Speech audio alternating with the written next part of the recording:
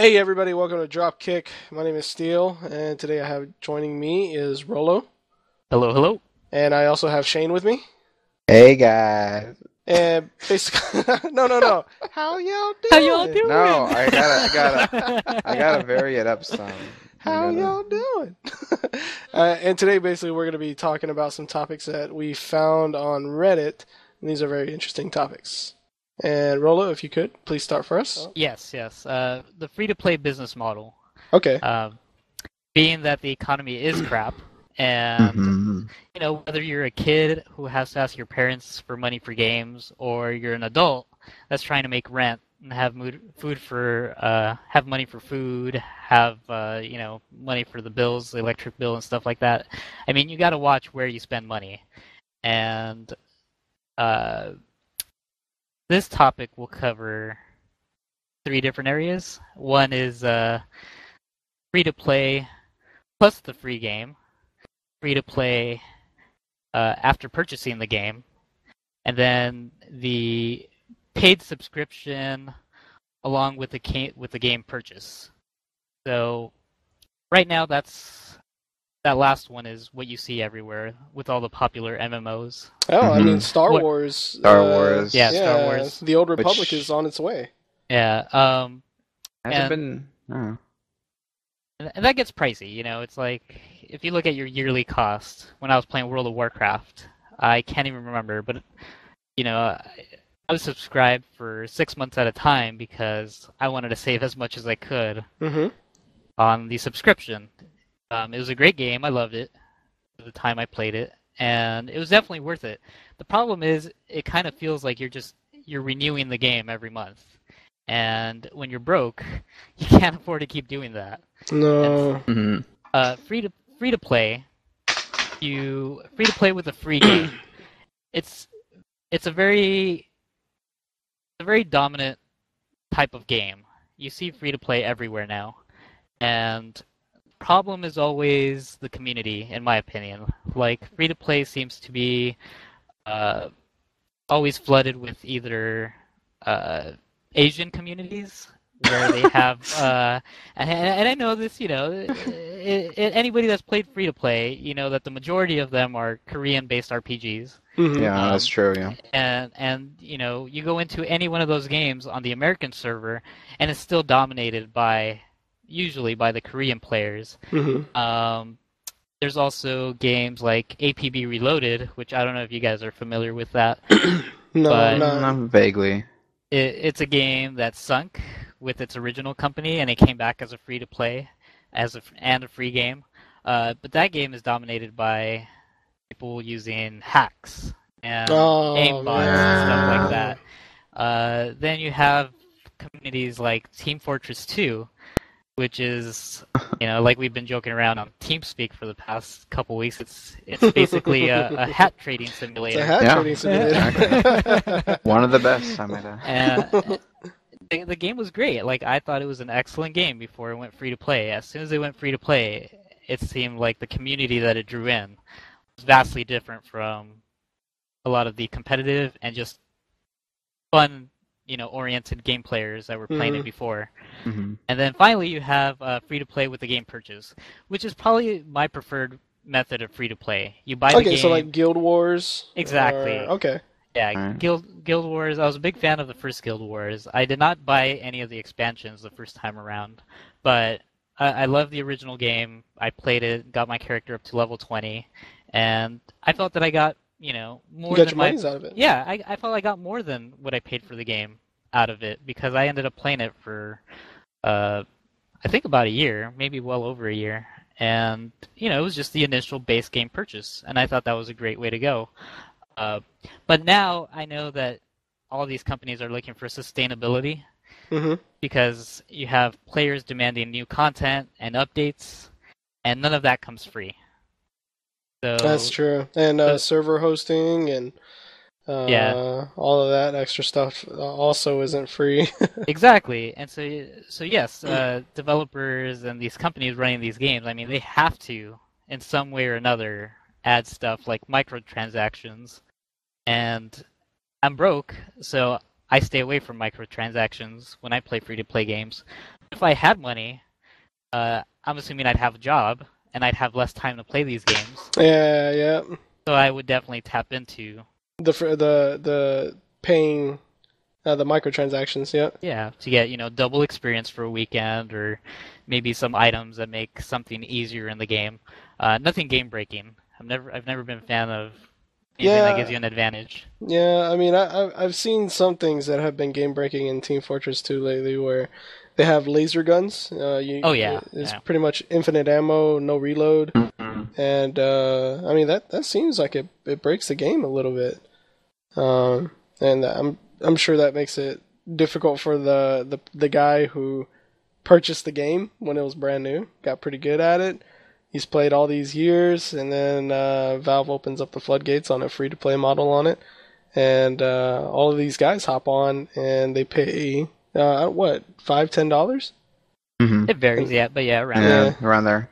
Yeah, they get a hat and they get a gun that whoops your ass, and it's less skill based though. But yeah, I mean that's difficult, but I do agree with the with what you're saying about the crowds that it does attract. It does attract, obviously, like the Asian markets love free-to-play games. Those guys, hell, they have LAN centers everywhere, computer centers. And they go over there, they just want to play a game. They don't want to have to invest into something that it might not be, to their liking or whatever. They get to try out the game. But eventually they become so time invested that they stick with that game and they become better at it or whatever. They might start using hacks or cheats or whatever. But it also applies to, children without a credit card. Right. And, I think there's a certain amount of, I don't know if I can explain this correctly. Use your words, sure. Yeah, I'm trying to think about this. Courtesy, online courtesy. Right? That's a good way to say it, yeah. Yeah. A lot of these children don't have online courtesy, and I think it attracts bad elements also. But I guess you could say that about a lot of different things. But I do like the way Guild Wars does it, because there is an initial investment.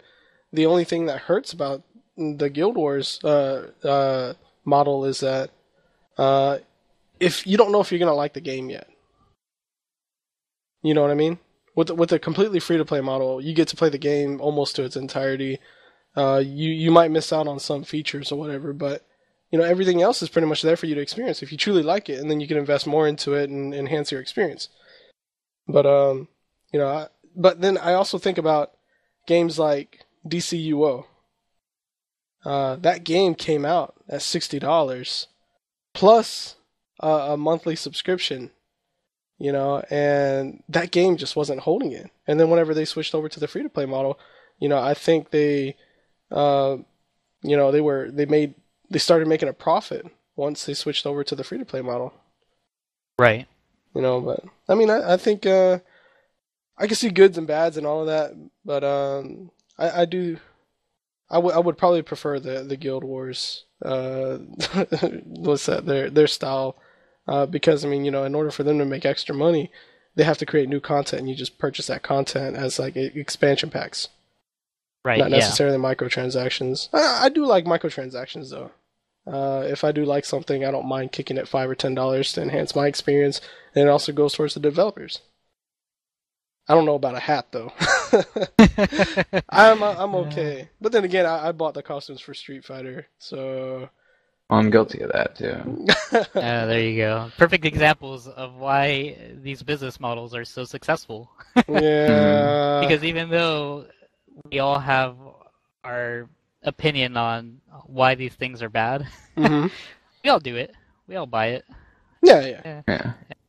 Now, what about you, Shane? How do you feel about these free-to-play models and subscription-based models? I mean, I think that there. Wait, have you ever been a part of the free-to-play model, and have you ever put money into it? Like World of Tanks. World of Tanks. World of Tanks. Do I have to admit that on here? No, hell no. No. Are you crazy? I mean, I do like the free to play model for, I find myself with like free to play games that I tend to like, like you said, you can try them out, and I actually kind of find that I enjoy them a lot more than I thought I would, or would like to admit I would. Mm-hmm. So you But actually like World of Tanks? no, but see, that's the thing. Like, if that had been like a game that I had to put up like an initial, $20. yeah, $20, Yeah. $15 at the outset, I kind of would have felt chipped because I had dropped that game after like 2 weeks. Yeah, absolutely. But yeah, I like the flexibility that it gives. I mean, I played League of Legends. That's a free to play game too, Yeah, right? Oh, right, free-to-play yeah. With game. like a bunch of I forgot about that. microtransactions. That's the free to play game. Yeah, And Han. and I mean, I've been playing Both that excellent. for Mm-hmm. yeah. But I mean, I know you don't play League of Legends, sure. I don't like the community. Yeah, That's my only gripe. Oh man. it's kind of weird because like you would think that with games that kind of have that initial price, or maybe have like you have to have a paid subscription, Mhm. that kind of hardcore community would be more prevalent in that. Yeah. But I don't know. I guess League of Legends is kind of weird in that respect. It's like one of the only free to play games that I see a lot of people really hardcore about it. But then again, I'm not overly experienced with it, so. Yeah. Well, how much time have you invested in League of Legends, and how much time have you invested in World of Tanks? I'm glad there's not a ticker that says how much time I spent on League of Legends. And I mean, I don't even consider myself like I have friends that play it hardcore, like they Yeah. get into it. And But I'm you're like, not "Whoa." overly competitive. No, I'm not. I haven't spent any money on it. Okay. I don't plan to ever. But I mean, I'd say I'd probably spend, a good 30, 40 hours on it, probably. Okay. Well, I mean, do you know Uh-huh. the price of a character? I think it's like $5, isn't it? Yeah, it's I not think it's about cheap. $5. Yeah. Yeah. Now, I do like the League of Legends model in that, like every week or every other week or every certain time period, you get to try that character. Right. And then if you do like that character, you could purchase that character, and all of these characters are pretty balanced. It's not like you could buy this guy and he's gonna destroy everybody. Yeah, I like that. There's no like, I mean, I guess there are like runes and stuff. I mean, Yeah, but I I mean, mean- it's all still pretty balanced. There's not like things that you can't get without spending money that break the game. Yeah, At least in exactly. my experience, and I know for other games, like you were talking about Team Fortress. That's a game I actually played a lot of Mm-hmm. when it was they had it was out there for you had to purchase it Yeah. before it became free to play, and I enjoyed it a lot. I agree with Rolo completely in that it had a really good kind of community. Yeah. And I enjoyed playing it. And again, I didn't play it like as hardcore as other people, but it was good. You had a lot of people who took the game seriously. Mm-hmm. And now I don't play it anymore. Yeah, And I haven't touched it either. I haven't. I mean, part of it was the whole hat thing, but I mean, I never really thought about free to play as being having such a drastic effect on the community before. It was interesting that you brought it up like that. Yeah, to me, Team Fortress was, I liked the community prior to it going to free to play. Like, people, they had decent internet connections. They had, they were skilled. They tried to be better. They had teamwork. And then now, there's just a bunch of people who play Call of Duty that hop onto Team Fortress trying to do the same thing. Am I wrong in that? It got pretty quiet. No, because- no, you're right. Yeah. Yeah. I mean, but it's like that with every game. Like, I mean, I hate to bring up APB again because you guys haven't played it, but it was the same thing on that game. You could tell who were the Call of Duty players in that game because it's a third person, like over the shoulder. And it's all for game. themselves, right? Yeah, it's all for themselves. Their shooting style and everything. They were horrible. So you'd get grouped up with them in a random group, Yeah. and they Their were team horrible. loses, but Yeah. they got the most kills and they're fine with that. Right, Yeah. exactly. Yeah. And yeah, Call of Duty unfortunately does have a community that goes out and ruins other games. Oh yeah. Oh yeah. Okay. Are we done with this topic or?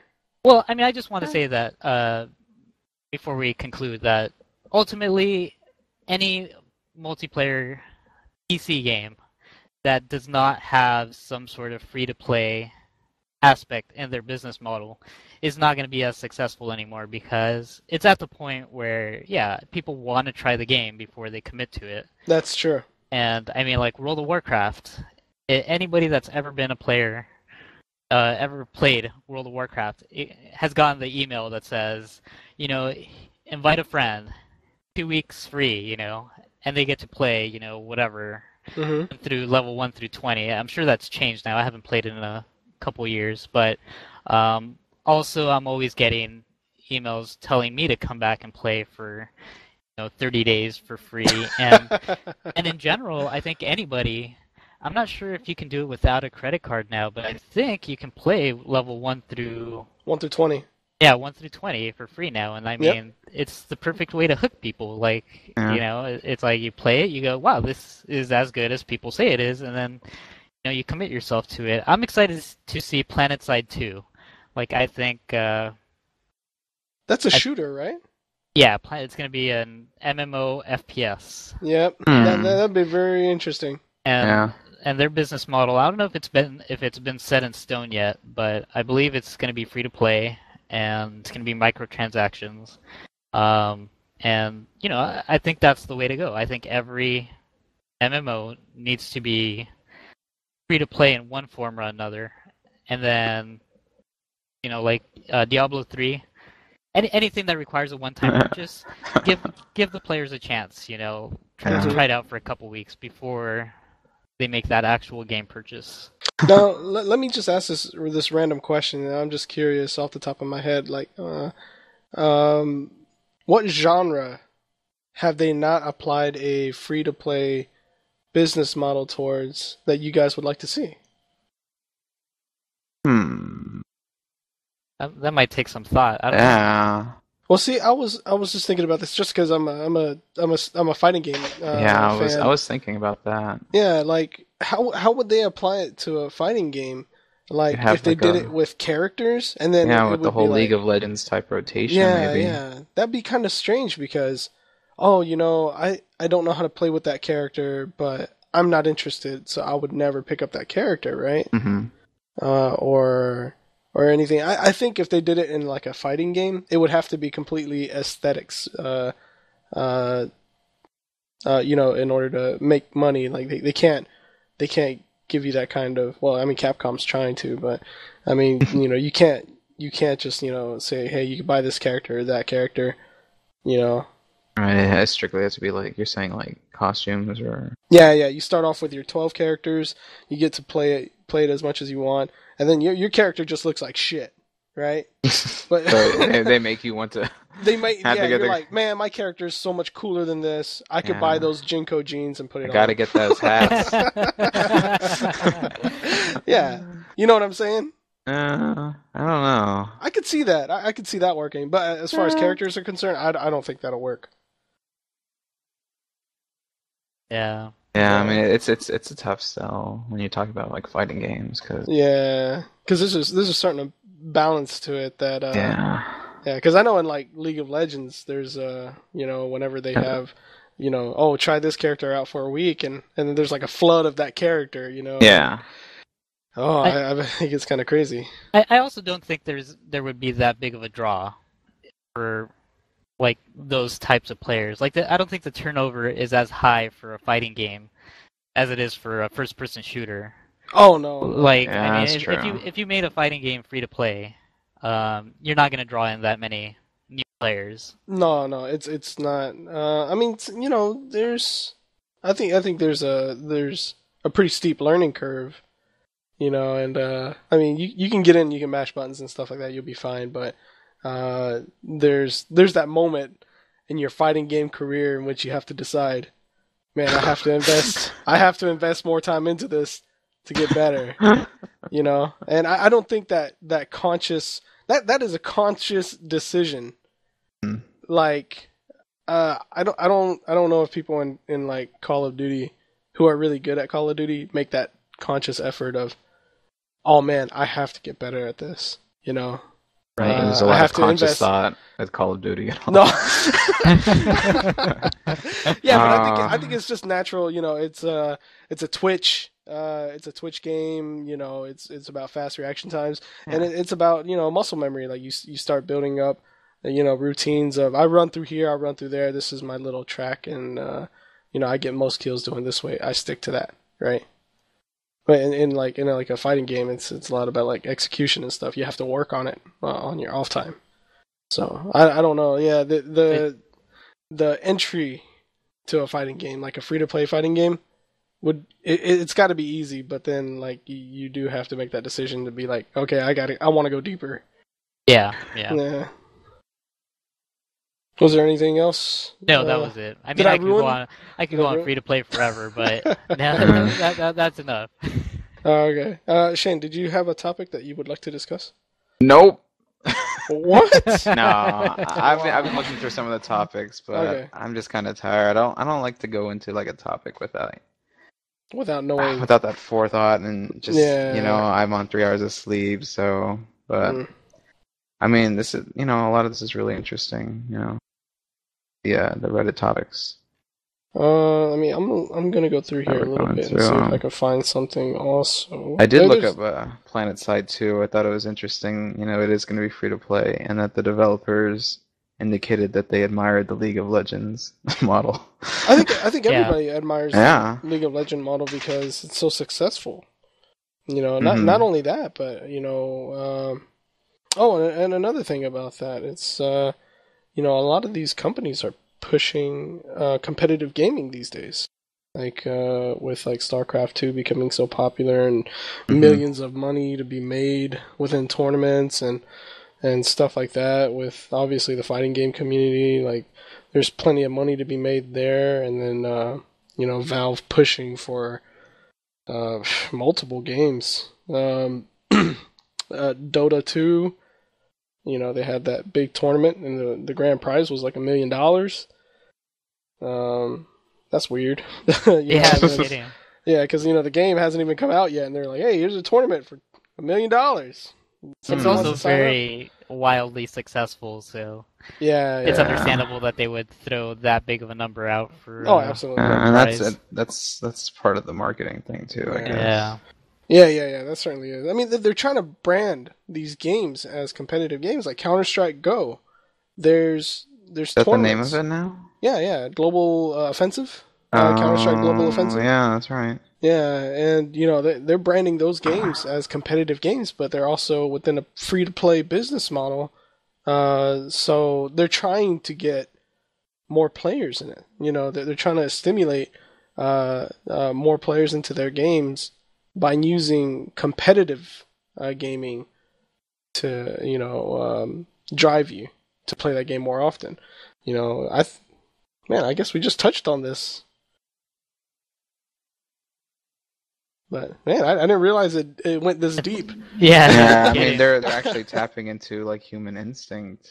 Yeah. That like, competitive human, you know. Yeah, like to make money out of it. Yeah, like I guess Team Fortress was kind of like that too, except you know, I mean they don't have $1 million tournaments or anything like that. I don't think they do. I don't think they could either, because it's definitely not a balanced game. It's kind of random too. Yeah. But you know, I think you know, I would love to play more StarCraft, but I can't drop $60 on a 2.5-year-old game. You know, if they made that game free to play, and I don't know how they would monetize it. With the map shop or whatever that store is, with microtransactions basically. Oh yeah. And then I would do that.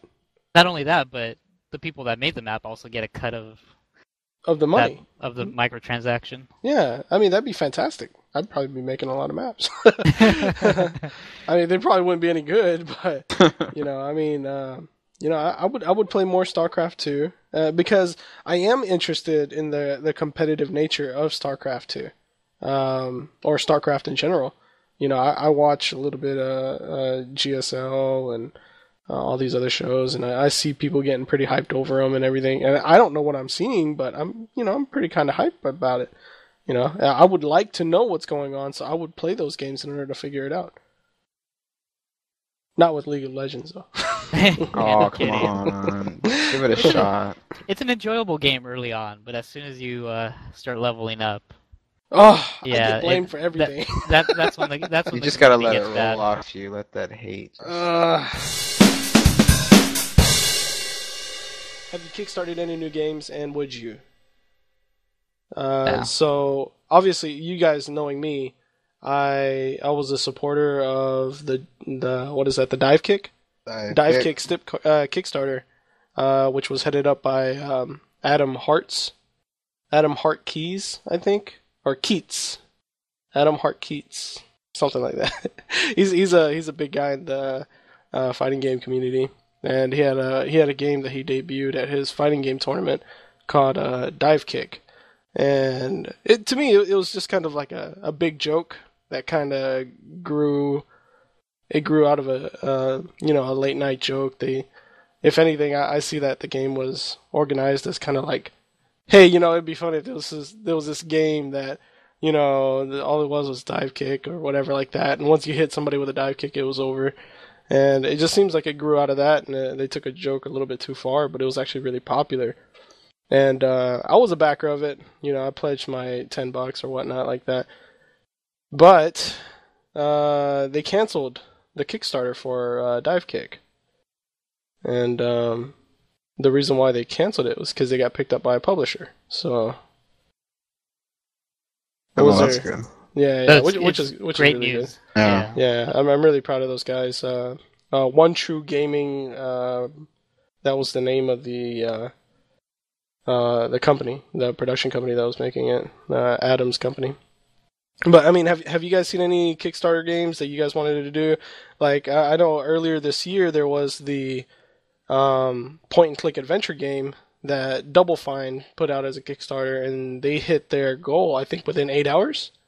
Oh, wow. And not only did they hit their goal within 8 hours, by the time they were done, I believe they were asking for like $500,000, right?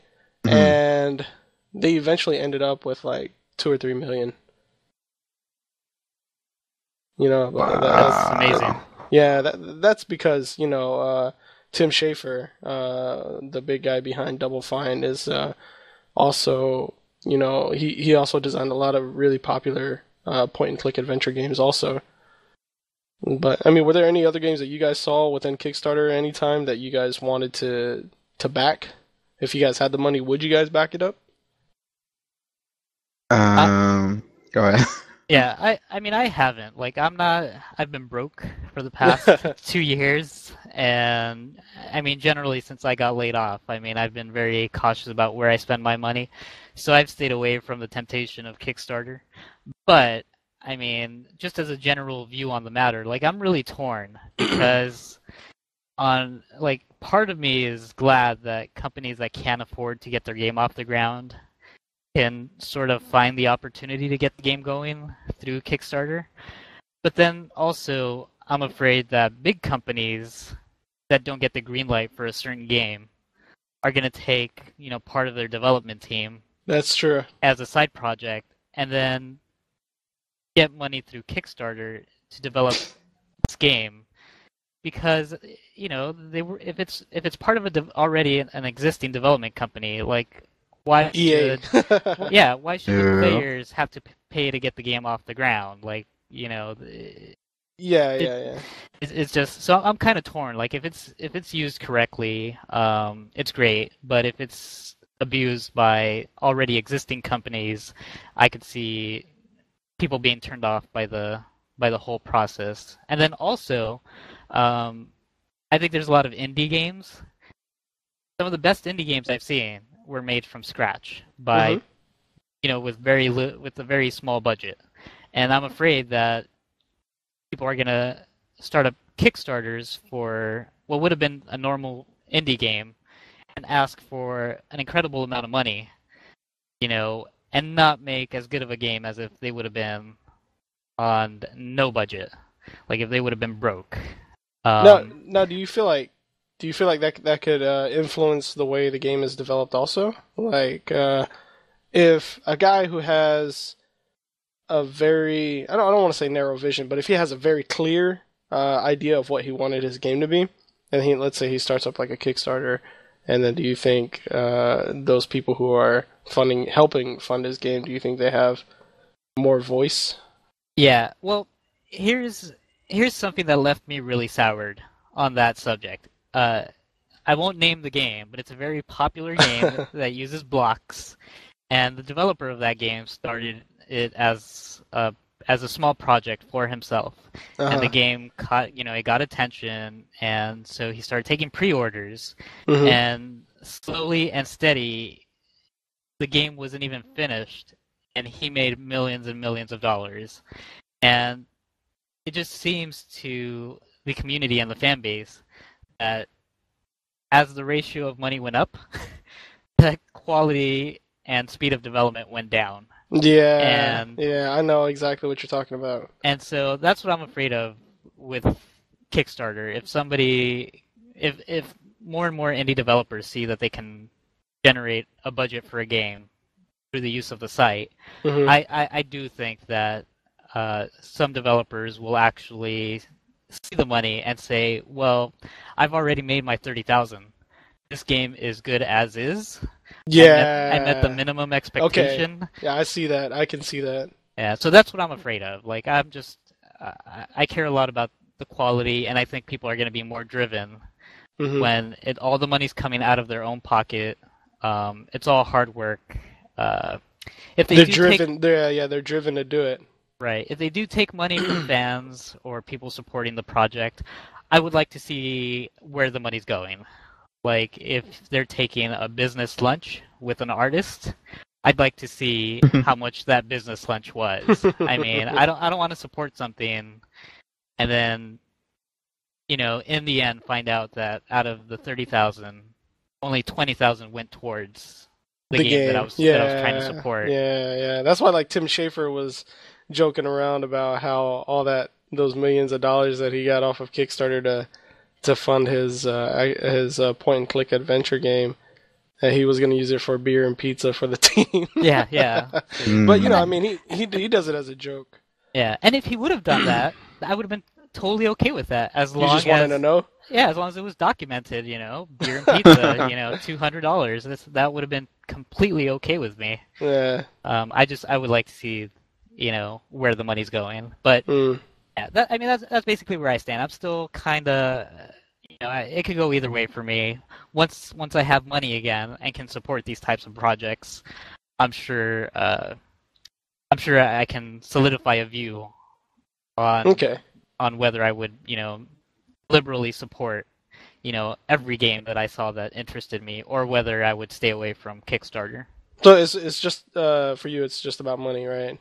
Yeah, that's all. Okay, so that's the only reason why you're staying away from Kickstarter. Is like you're afraid to see like, oh, that's a project I would that's a product I would love to have. I'm backing it, and then you're like, oh shit, I have no money. Yeah, exactly. Commit $10 here, commit 15 there, commit I bet 20 you there. add up, yeah. And then they all go through. It's like, oh crap. Oh crap! I didn't think this was gonna make it. Yeah. What about you, Shane? I kind of got into the whole Kickstarter thing kind of late. I still actually don't know a whole lot about it. I guess I'm kind of behind in the times. But you did show me the dive kick? The dive kick one, and I seriously considered after looking at their pitch. It was a well-organized pitch. I still didn't give them any money, though. Yeah. I didn't pledge it. I mean, I'm kind of in the same boat as Rolo. I'm poor. Yeah, I think we're all poor at the moment. But yeah, I don't know. I guess my views on the whole Kickstarter thing aren't as evolved as yours. I haven't really thought too much about. I mean, I love Kickstarter as an idea. Yeah. What Rolo's suggesting is basically he's I wouldn't say he's becoming a I'm not saying that Rolo would want to become an investor, But no, everything on Kickstarter is a donation. It's a tax-free donation.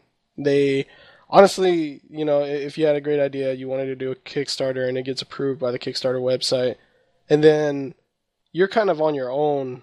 If you do have that, if you do get that money, you're kind of on your own. You don't have any obligations to anybody other than your own moral human obligations. You know what I'm saying? Right. So I mean, if you do choose to pursue what you said you were going to do and be an honest person, and then I mean, if you give it an honest shot and it doesn't work out, then it doesn't work out. But with as far as Kickstarter's involved, it's just like, hey, give us faith. Yeah. $10 here, $10 there, and stuff like that. And there's been a lot of big things about Kickstarter lately, like the Ouya console. I'm sure you guys know about that. The Android-based console. Yeah. I think it hit like 8 million within its first week. Wow. And then there's the Oculus Rift. I don't know if you guys know what that is. Yeah, that's been a pretty popular topic of discussion today, I think. Yeah. I mean, I saw it yesterday. I would have put $10 towards it, but I didn't have that $10. So, but I mean, it's an awesome product, and it's got the support of really big, Cliff Bleszinski. I saw videos with John Carmack, the guy from Quake. I mean, not Quake. The guy who made Doom. There was a lot of high profile game developers in that video for their Kickstarter that said, hey, we believe in this. There's very minimal lag as far as the way you turn your head and it reacts to you and stuff like that. But I mean, I would love, if I had an infinite amount of money, I'd probably buy those things myself, but and I would do other things also with it. But I mean, I would support every Kickstarter that I came across that I like the idea. Just because of the fact that, I mean, where can you get, investors these days without, with just a simple video, simple paragraph or website explaining what your product is and what it could be and what your ambitions and goals are. I mean, Kickstarter is a great way to go. Yeah, right? definitely. Yeah, I agree. Yeah. I completely agree. Yeah. Okay. So yeah, you definitely. I mean, you touch back on something along the lines of what I said earlier. As long as it's used for good. Yeah. It's That's a great the way thing, to go. though. Yeah, there's no guarantee. Like, hell, Tim Schafer could take his the money he got for his adventure game and run off with it, and there's no repercussions other than he's already the heading community. to Jamaica. I'm sure he's already there. But I mean, he has no obligation beyond that, except for his word. Mhm. But I mean, he seems like a pretty stand-up type of guy. I don't know him personally, but I mean, it seems like he's going to go through with it. He's going to follow through with it. And from my understanding, even though he only asked for like $500,000, in order to make that type of game, it's probably going to be about $3 or something million. And and they have to meet their goal on Kickstarter in order to get that money. If you don't meet that goal, you don't get anything. So.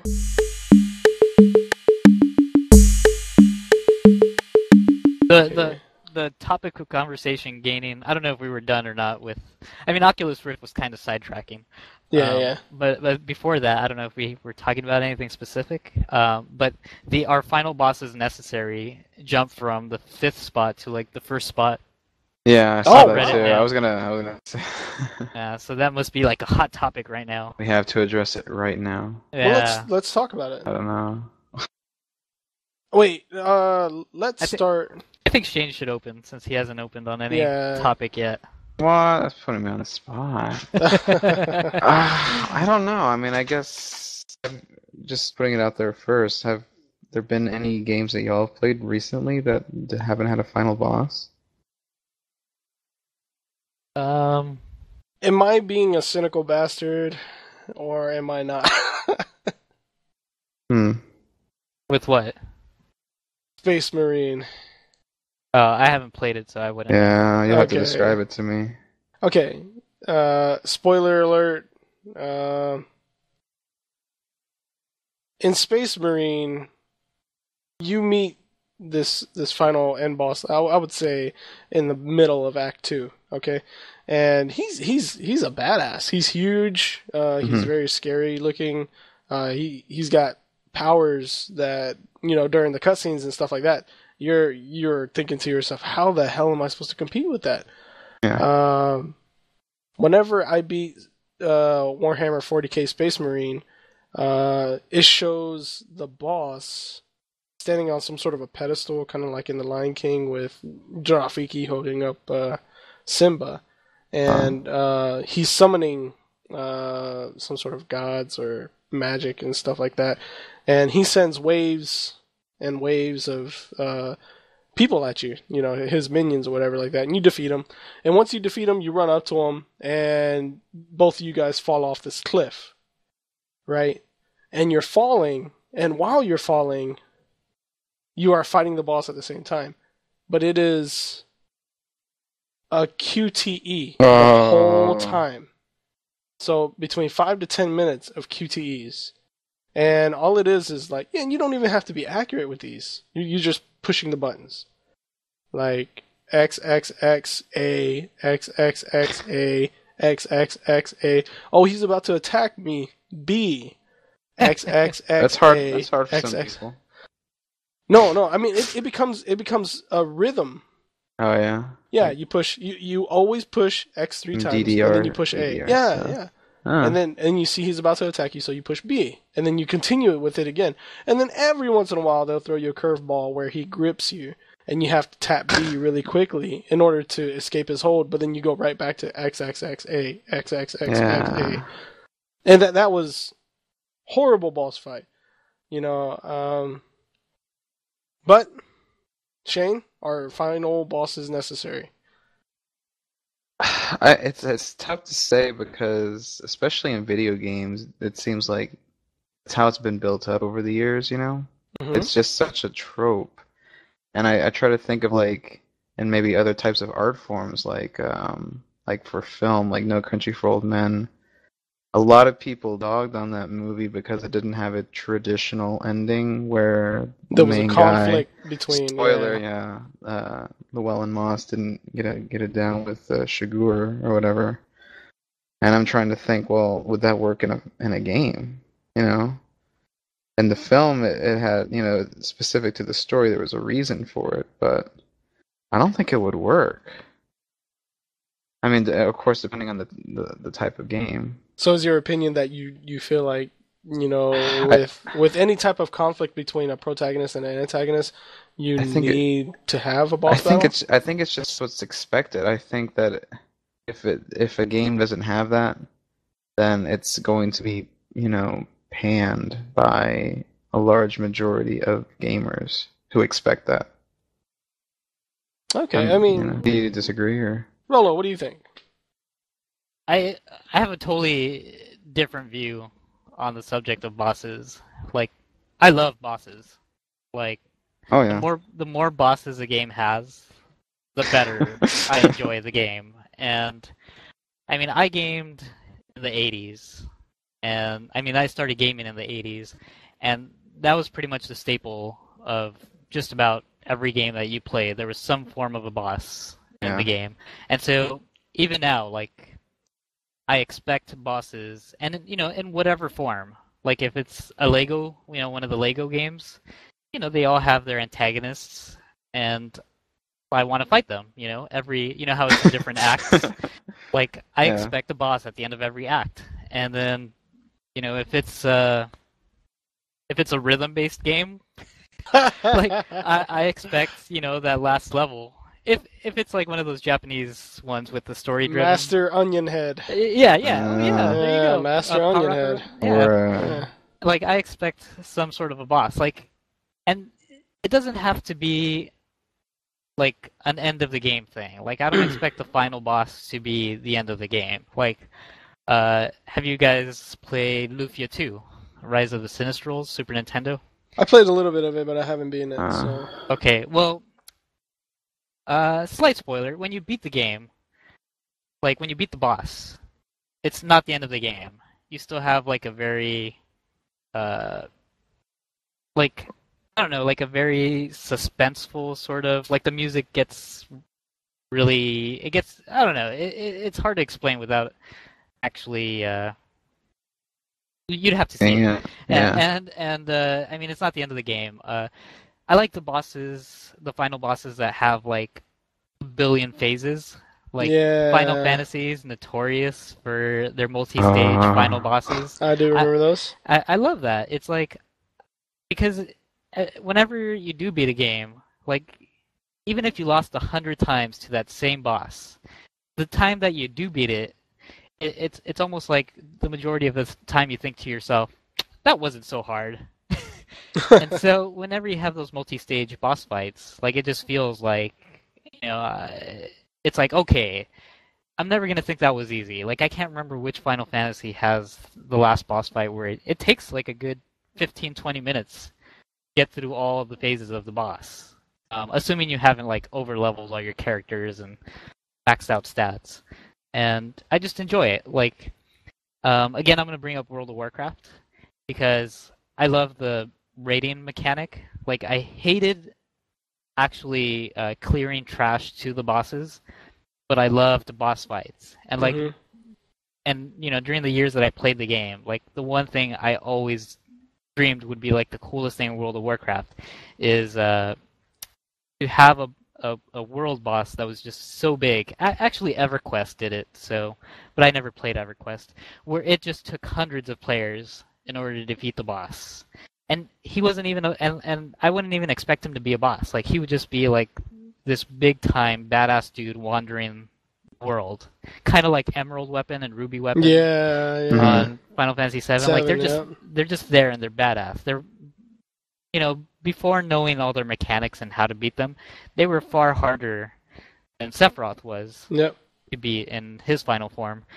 And I like that. Like, I love bosses. And so, whether final bosses are necessary, like, yeah.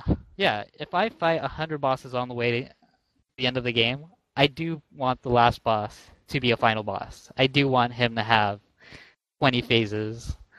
And I do want it to be like epic, you know. I want seizure-inducing special effects. I want my characters to come to the brink of death multiple times, and you know, recover from that. Yeah. yeah, and recover from that. Yeah, you know, it's like I love bosses, and games that don't have bosses. I don't know. I mean, it's not a big deal. Like, I don't think they're not fun, but they don't get me as pumped when I'm beating a game. Like Metal Gear. Metal Gear is another. Yeah, that's a great good example. example. That's a That's really really good good example. Yeah. And like, just about all the Metal Gears have a great series of bosses, and you always have the final boss. And those I definitely won't spoil because those are great. Yeah. Now, in the context of Metal Gear, a final boss is necessary. Yeah. Because if I would have went through all of those sub bosses, and I would have gotten to the end, and it was nothing really there, I would have been like, okay, you know. But I could see many instances in which they are not necessary.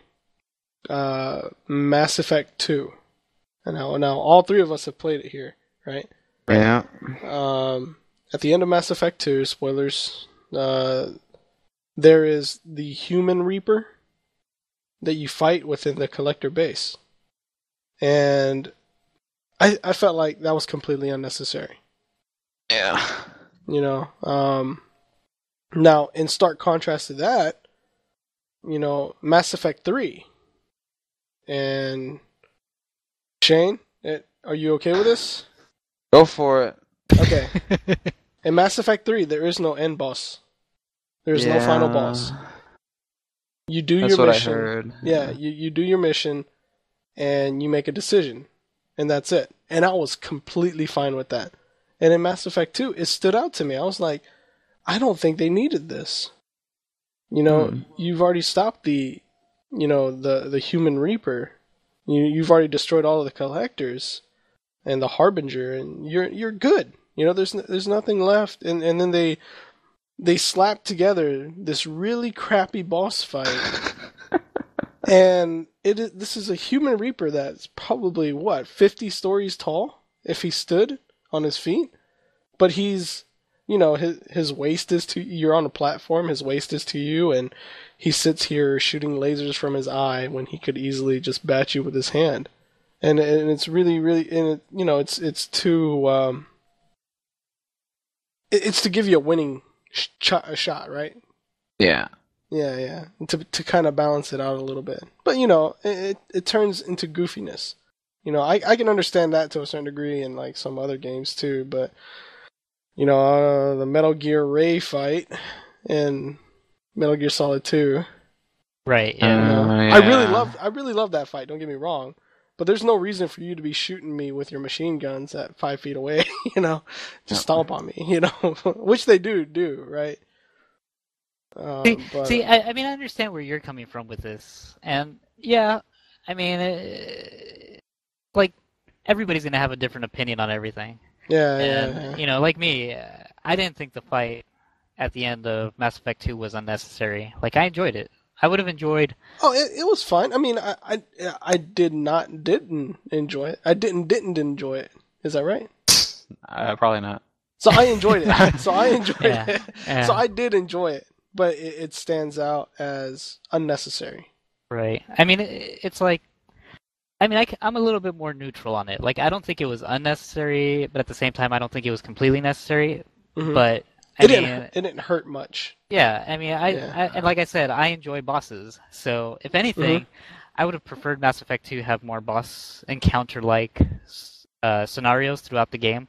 Yeah, now if they would have set up with multiple sub-bosses, that would have been pretty awesome. But, and then, that fight, I mean, it could have used some work and shoot his eye!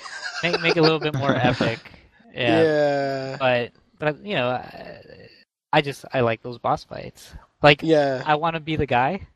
I need to make one that's just like there's just random bosses throughout the levels. Like I think that would make for a really, really fun game.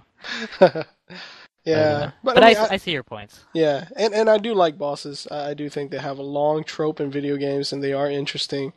Like would you consider Left 4 Dead to have an end boss?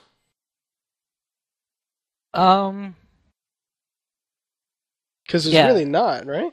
Well, it's throughout the campaigns. Mm-hmm. You have scripted events where there's always going to be an incoming horde. At that point, you're always going to open this gate, and there's going to be a horde, and so those are kind of like like I mentioned, like I mentioned earlier, there's different forms of bosses. Yeah, and that would kind of be like the form of the boss, and then so the final boss is the final scripted event where it's always in two parts. Like you start it once, you get one horde, and then a tank, and then the special infected, then you get a breather. And then you get another set of horde, and then two tanks on the second one, and you make your escape. And so yeah, I do see that as like the final boss of each campaign. Oh, okay, yeah, I could see that. Yeah, because it's kind of like a stamina run anyway. Yeah, it's like hold out against all of these, even though there's not just one large one. But if they do a boss fight, and the ones that I do consider good boss fights, it's exactly like what you said: multiple stages, different styles of fighting this end boss. Like I do like those a lot. That's the way I prefer it. Right. Like, and yeah, I mean, there's games. See, if there's ever a time. Like, to me, if I ever feel there's a time that a boss fight isn't necessary, a final boss fight isn't necessary, it's probably the type of game that just shouldn't have boss fights at all. Mm-hmm. Yeah. Like I mean, there's certain games where you don't want to have... Like, having boss fights just won't help the game in any way. Like, even Guitar Hero, going back to the rhythm-based game, even Guitar Hero has a boss they do. Fight, a final boss, and... Satan! The devil! Spoiler, man, spoiler. No, I'm sorry. All these people that haven't beaten Guitar Hero yet. Trump! Yeah. And, but, man, I love my bosses. I love them all. I do like them, yeah. But Wild Arms has the first Wild Arms probably has one of my favorite final bosses. It's like an RP. Like, I mean, I'm just trying to think of an RPG that doesn't have a final boss, and I think those are hard to come by because of the nature of an RPG. You always have this epic going to save the world from this one great and dark evil. You know, in order for that story to end, you have to get rid of that thing, you know, and that thing is always prevailing also. Like, you can't just, you flip this switch and you think it's dead, but it's not. It's more powerful than what you think. You know, and that's what makes for a good boss or a good antagonist anyway. right. So I think that's kind of natural in a lot of those games. Tetris doesn't have a boss fight. It also doesn't really have an end. Oh yeah. Let me see. Halo Reach doesn't have a boss fight. Oh yeah, that's actually true. Yeah, the game just, hey, this ship is flying off. You're good to go. But it's also almost like an epilogue. Like, Yeah, it Reach is. Reach is kind of the. I mean, you've already finished Halo before Halo Reach, Mm-hmm. and Halo Reach was just you guys want more Halo? Shut the fuck up. Yeah, I don't want more Halo. I'm good. Yeah. I'm good. Okay. Shane, did you have any other input on this? Not that I can think of. Wow. Mike You have Tyson. any You're not gonna favorite- bring up Mike Tyson? Mike Tyson. Yeah, Now Yeah. that game is all boss fights, and I love it. Yeah. Well, I the thing with fucking boss, love it. it makes things more iconic because you have like those distinct memories of like fighting, you know, whatever boss that. Bowser, I mean, King Koopa from Mario 1, I mean, Yeah. everybody remembers either jumping over him or running underneath him and getting the axe, right? Unless you were really good and had fireballs. Nah, that's cheap. That's cheap. Fuck that. But do y'all have any like favorite boss fights? I know, Rolo, you already mentioned. Yeah, one. Wild Arms. Wild Arms, but sure.